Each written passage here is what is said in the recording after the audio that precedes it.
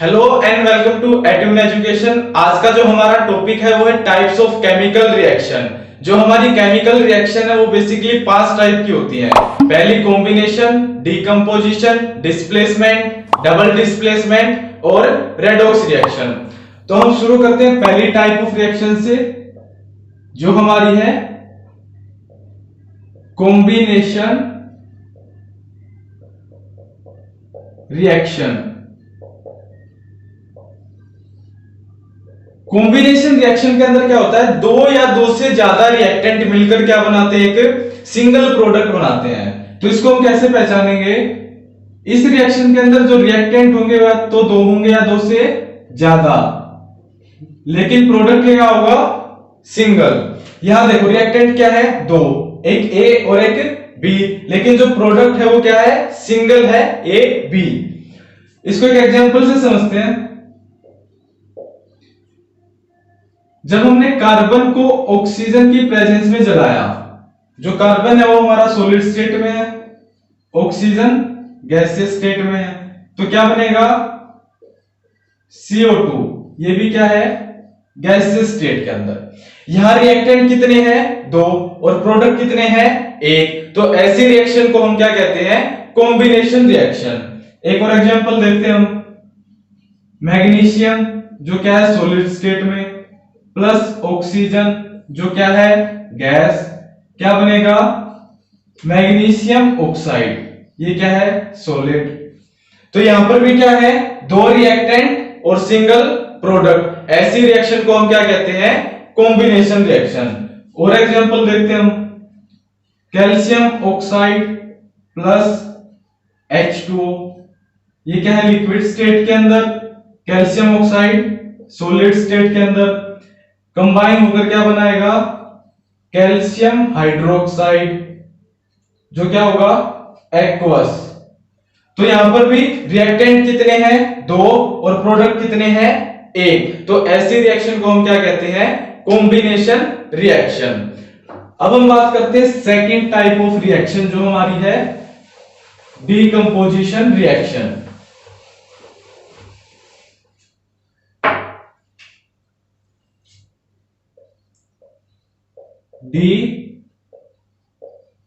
Decomposition reaction. जो decomposition reaction होती है वो बिल्कुल कॉम्बिनेशन के ऑपोजिट हो गई। कॉम्बिनेशन में क्या था, दो रिएक्टेंट और एक सिंगल प्रोडक्ट। इसके अंदर क्या होगा, रिएक्टेंट तो सिंगल होगा, लेकिन प्रोडक्ट क्या होंगे, दो या दो से ज्यादा। यानी एक सिंगल रिएक्टेंट टूटकर क्या बनाएगा, दो या दो से ज्यादा प्रोडक्ट बनाएगा। एग्जांपल देखते हैं इसका एक। FeSO4, जब हम क्या करेंगे, FeSO4 को हीट करेंगे तो ये किसमें ब्रेकडाउन हो जाएगा, Fe2O3 plus SO2 plus SO3। जो FeSO4 है ये सॉलिड स्टेट में है, Fe2O3 ये भी सॉलिड, SO2 गैस और SO3 गैस। यानी डीकंपोजिशन रिएक्शन को कैसे पहचानेंगे, इसमें रिएक्टेंट तो क्या होगा, सिंगल, लेकिन प्रोडक्ट क्या होंगे, दो या दो से ज्यादा। अब जो ये डीकंपोजिशन हुआ है ये किसके कारण हुआ है, हीट के कारण, ठीक है। यानी जब हम इसको क्या देंगे, एनर्जी, तभी क्या होगा, यहां पर ब्रेक डाउन होगा। तो वो एनर्जी हमने किस फॉर्म में दी है, उसके बिहाफ पे डीकंपोजिशन 3 टाइप का होता है। सबसे पहला थर्मल डीकंपोजिशन। थर्मल का मतलब क्या होता है, हीट, और डीकंपोजिशन का मतलब ब्रेकडाउन। यानी जब ब्रेकडाउन किसके कारण होगा, हीट के कारण।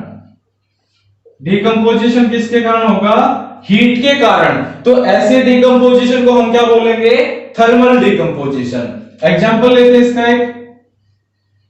कैल्शियम कार्बोनेट, जब हम क्या करेंगे, कैल्शियम कार्बोनेट को हीट करेंगे तो ये ब्रेक हो जाएगा किसमें, calcium oxide plus carbon dioxide. यानी यहां पर जो डिकम्पोजिशन हुआ वो हीट के कारण हुआ, इसके कारण हम इसको क्या बोलते हैं, थर्मल डिकम्पोजिशन। जो दूसरी टाइप है वो क्या होती है, इलेक्ट्रोलाइटिक डिकम्पोजिशन। इसके अंदर क्या होगा, जो डिकम्पोजिशन होगा वो किसके कारण होगा, इलेक्ट्रिक करंट के कारण। यानी जब हम रिएक्टेंट के अंदर से इलेक्ट्रिक करंट पास करवाएंगे तो क्या हो जाएगा, ब्रेक हो जाएगा, और ऐसी डिकम्पोजिशन को हम क्या बोलेंगे, इलेक्ट्रोलाइटिक डिकम्पोजिशन। जब हमने क्या किया, वाटर के अंदर से करंट पास करवाया तो क्या होगा, ब्रेक हो जाएगा किसमें, H2 प्लस O2। जो रिएक्टेंट है वो एक है, सिंगल है, और जो प्रोडक्ट है वो क्या है, हमारे दो है। तो ऐसी रिएक्शन को क्या कहते हैं हम, डिकम्पोजिशन रिएक्शन। और ये डिकम्पोजिशन हुआ है करंट के कारण, तो इसको क्या बोलेंगे, इलेक्ट्रोलाइटिक डिकम्पोजिशन। जो थर्ड टाइप है वो क्या है, फोटोलाइटिक डिकम्पोजिशन।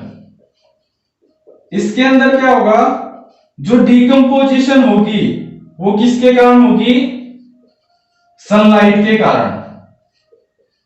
यानी जो हमारा रिएक्टेंट टूटेगा वो किसके कारण टूटेगा, सनलाइट के कारण। और ऐसे डिकम्पोजिशन को हम क्या बोलेंगे, फोटोलाइटिक डिकम्पोजिशन। एग्जांपल लेते हैं यहां पर एक AgBr।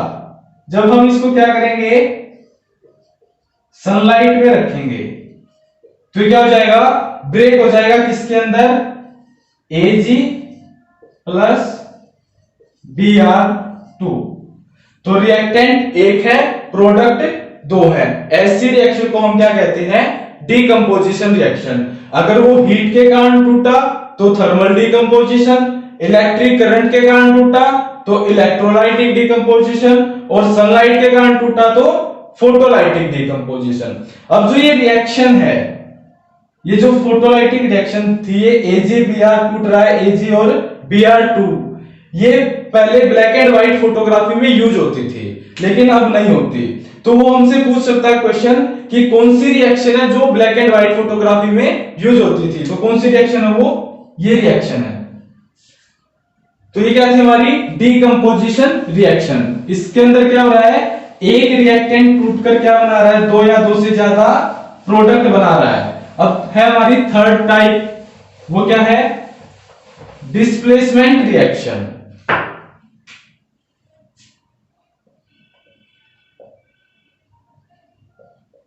डिस्प्लेसमेंट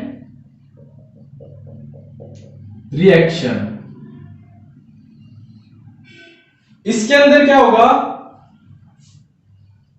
दो रिएक्टेंट होंगे, एक रिएक्टेंट A है और एक रिएक्टेंट B C है।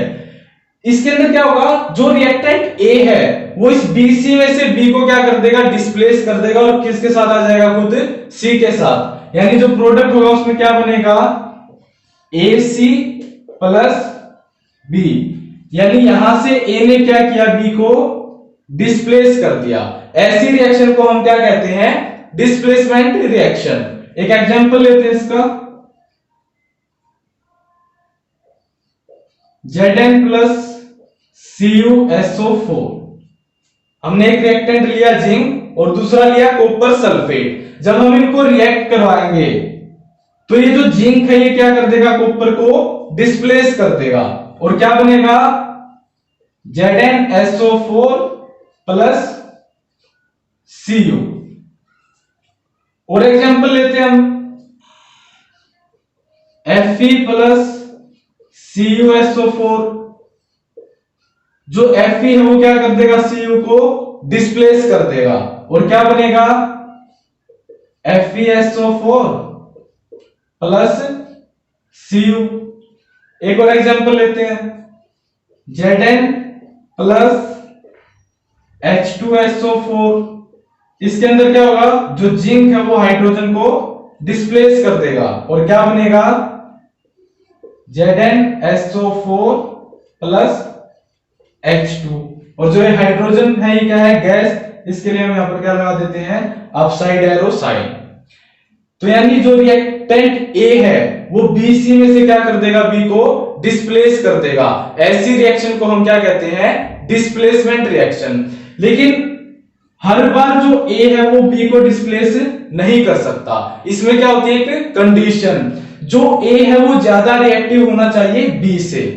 यानी अगर ए ज्यादा रिएक्टिव है बी से तभी वो क्या कर सकता है, उसको डिस्प्लेस कर सकता है। अगर ए ज्यादा रिएक्टिव नहीं है तो वो बी को डिस्प्लेस नहीं कर पाएगा।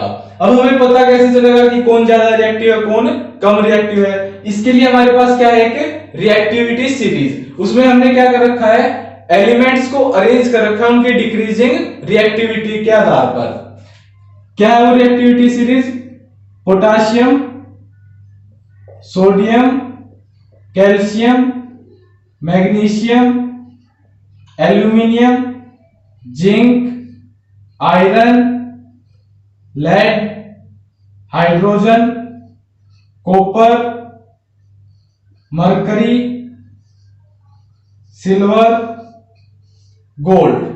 जो सबसे टॉप में है यानी जो पोटाशियम है वो क्या है, सबसे ज्यादा रिएक्टिव, और जो सबसे नीचे है गोल्ड वो क्या है, सबसे कम रिएक्टिव। अब इसके अंदर क्या होगा, जो ऊपर है वो अपने से नीचे वाले को क्या कर देगा, डिस्प्लेस। यानी ये जिंक है, अब जिंक से नीचे जितने भी हैं जिंक उनको क्या कर देगा, डिस्प्लेस कर देगा।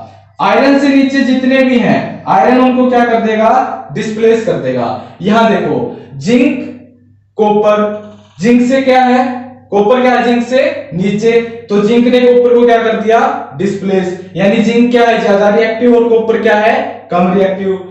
आयरन क्या है, कॉपर से ज्यादा रिएक्टिव है। यहां देखो आयरन ऊपर है और कॉपर नीचे, यानी आयरन ने कॉपर को क्या कर दिया, डिस्प्लेस। यहां देखो जिंक ने हाइड्रोजन को डिस्प्लेस कर दिया, यानी जिंक क्या है ऊपर और हाइड्रोजन क्या है रिएक्टिविटी सीरीज में नीचे, तो इसने इसको क्या कर दिया, डिस्प्लेस कर दिया। यानी जो ज्यादा रिएक्टिव होगा वो क्या करेगा, कम रिएक्टिव एलिमेंट को डिस्प्लेस कर देगा। तो अगर हम यहां पर एग्जांपल लें Fe प्लस ZnSO4, तो क्या आयरन जिंक को डिस्प्लेस कर सकता है? नहीं। क्यों?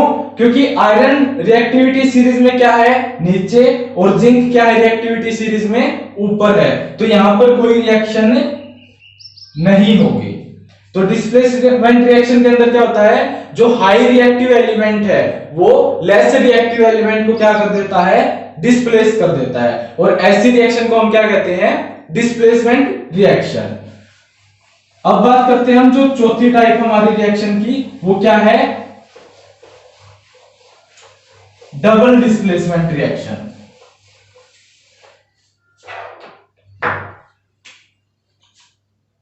फोर्थ क्या है, डबल डिस्प्लेसमेंट रिएक्शन। इसके अंदर क्या होगा, दो रिएक्टेंट होंगे A B plus C B. जो डिस्प्लेसमेंट रिएक्शन था उसमें क्या था, ए बी सी में से बी को डिस्प्लेस करके सी के साथ चला जाता था और बी क्या रह जाता था, अकेला। लेकिन यहां पर क्या हो जाएगा, एक्सचेंज होगा, ठीक है। यानी जो ए है वो डी के साथ चला जाएगा और सी बी के साथ चला जाएगा, और जो प्रोडक्ट होगा उसमें हमारा क्या बनेगा, AD प्लस BC। यहां पर बेसिकली होता क्या है, आयंस का एक्सचेंज होता है। आयंस क्या होते हैं अगर आपको नहीं पता तो आप पहली वीडियो जरूर देखिए, उसमें मैंने आपको अच्छे से बताया कि आयंस क्या होते हैं। यहां पर एक एग्जांपल लेते हैं, Na2SO4 प्लस BaCl2। जब हम इनको रिएक्ट करवाएंगे तो यहां देखो Na2SO4 में क्या है, दो आयन है, एक तो Na पॉजिटिव और एक SO4 2 नेगेटिव। जो BaCl2 इसके अंदर भी क्या है, दो आयन है, एक तो Ba2 पॉजिटिव और एक Cl नेगेटिव।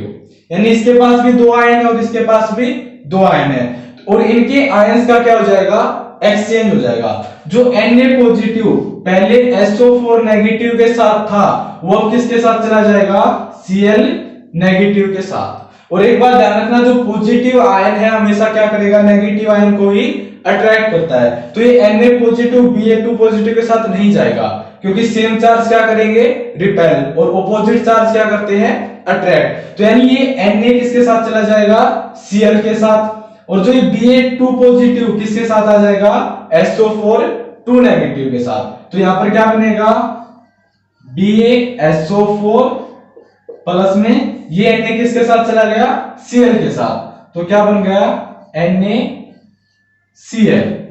जो ये Na2SO4 था क्या था, एक्वस स्टेट के अंदर।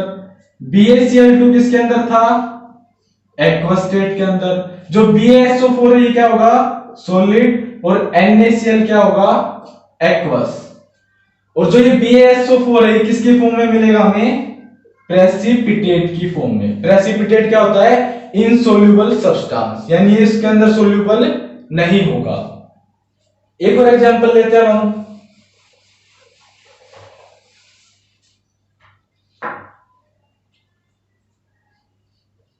NaCl प्लस AgNO3,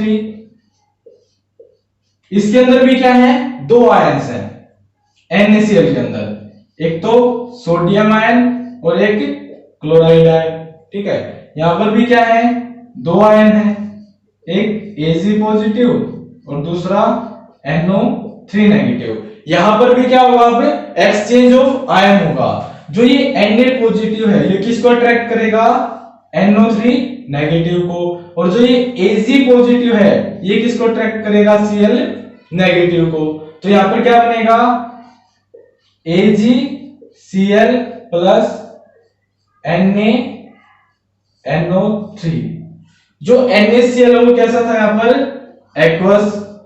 AgNO3 भी क्या है, एक्वस। जो AgCl है ये कैसे बनेगा, सॉलिड, और ये क्या है, एक्वस। यानी जो AgCl है वो हमारा प्रेसिपिटेट होगा, इनसोल्यूबल सब्सटेंस, जो सोल्यूबल नहीं है। और जिस रिएक्शन में प्रेसिपिटेट बनते हैं उसको हम प्रेसिपिटेशन रिएक्शन भी कहते हैं। तो इसको हम प्रेसिपिटेट रिएक्शन भी कह सकते हैं, और यहां पर आप इसका एग्जांपल लिख सकते हैं। ये थी हमारी फोर्थ टाइप। इसमें क्या हो रहा है, आयंस का एक्सचेंज हो रहा है। अब बात करते हैं जो हमारी पांचवी रिएक्शन है, पांचवी टाइप है रिएक्शन की, रेडॉक्स रिएक्शन।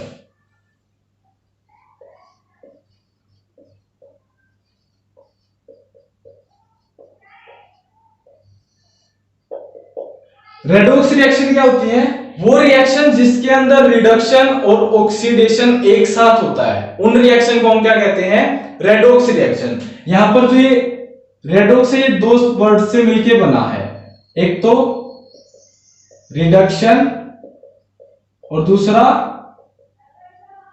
ऑक्सीडेशन। अब हम बात करते हैं कि रिडक्शन और ऑक्सीडेशन का मतलब क्या होता है। ऑक्सीडेशन,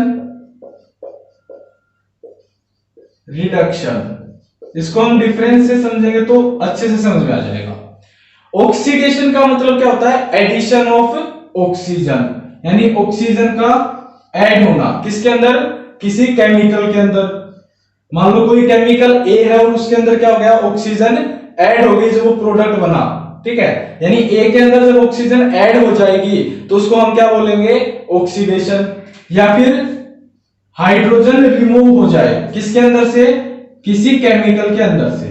यानी ऐसी रिएक्शन जिसमें क्या हो, या तो ऑक्सीजन ऐड हो रही हो या फिर हाइड्रोजन रिमूव हो रही हो, उसको हम क्या कहते हैं, ऑक्सीडेशन रिएक्शन। रिडक्शन इसका क्या होता है, बिल्कुल ऑपोजिट होता है।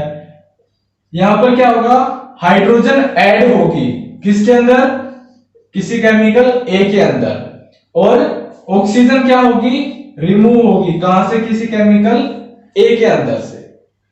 ठीक है, तो ऑक्सीजन का ऐड होना या हाइड्रोजन का रिमूव होना क्या कहलाता है, ऑक्सीडेशन। हाइड्रोजन का ऐड होना, ऑक्सीजन का रिमूव होना क्या कहलाता है, रिडक्शन। इनको एग्जांपल से समझते हैं। Cu प्लस O2, कॉपर को जब हम ऑक्सीजन की प्रेजेंस में बर्न करेंगे तो क्या बनेगा, कॉपर ऑक्साइड। तो कॉपर के अंदर क्या हुआ, ऑक्सीजन ऐड हो गई है ना, ये कॉपर है मान के चलो, ऑक्सीजन क्या हो गई, ऐड हो गई। तो इस रिएक्शन को हम क्या बोलेंगे, ऑक्सीडेशन रिएक्शन। या फिर HCl को हमने क्या कर दिया, ब्रेक, और क्या बन गया H2 प्लस Cl2, यानी Cl क्लोरीन के अंदर से क्या हो गई, हाइड्रोजन रिमूव हो गई। तो ऐसी रिएक्शन को भी हम क्या बोलेंगे, ऑक्सीडेशन रिएक्शन।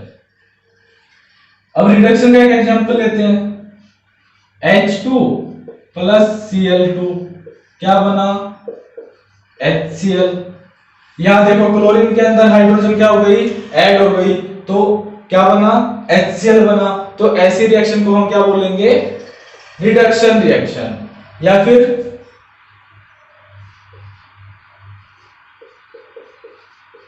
जब हम कॉपर ऑक्साइड को H2 के साथ रिएक्ट करवाएंगे तो क्या बनेगा, कॉपर प्लस H2O।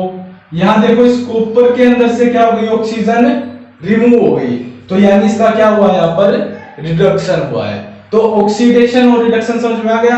ऑक्सीडेशन का मतलब क्या होता है, ऑक्सीजन का जुड़ना या हाइड्रोजन का निकलना, और रिडक्शन का मतलब क्या होता है, हाइड्रोजन का जुड़ना या फिर ऑक्सीजन का निकलना।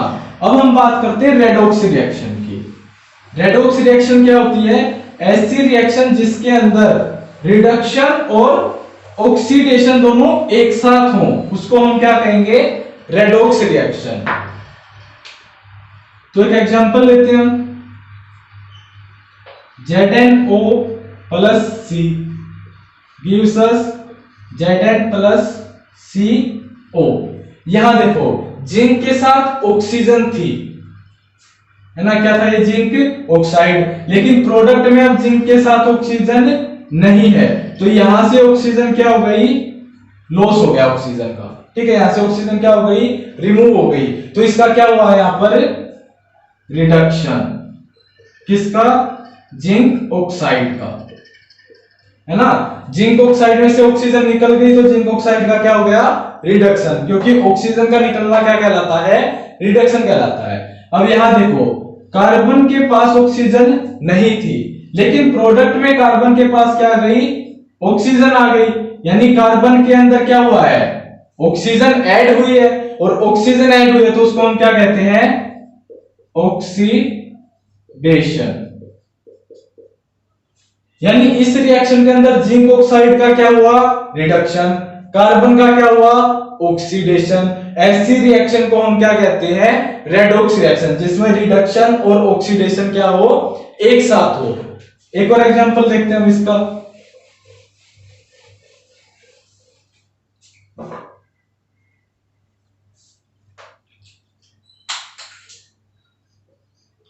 H2S plus Cl2 HCl plus S।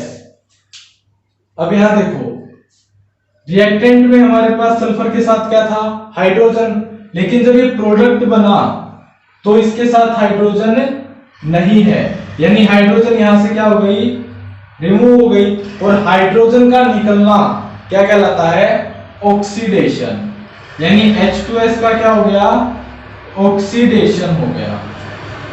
अब यहां देखो Cl2 के पास रिएक्टेंट में हाइड्रोजन नहीं थी, लेकिन प्रोडक्ट में इसके पास क्या आ गई, हाइड्रोजन आ गई, और हाइड्रोजन का जुड़ना क्या कहलाता है, रिडक्शन। तो इसका क्या हुआ है, रिडक्शन हुआ है। यानी ऐसी रिएक्शन जिसमें ऑक्सीडेशन और रिडक्शन दोनों क्या हो, एक साथ हो, उसको हम क्या कहते हैं, रेडॉक्स रिएक्शन। नेक्स्ट वीडियो में हम बात करेंगे कोरोजन और रेंसिडिटी के बारे में।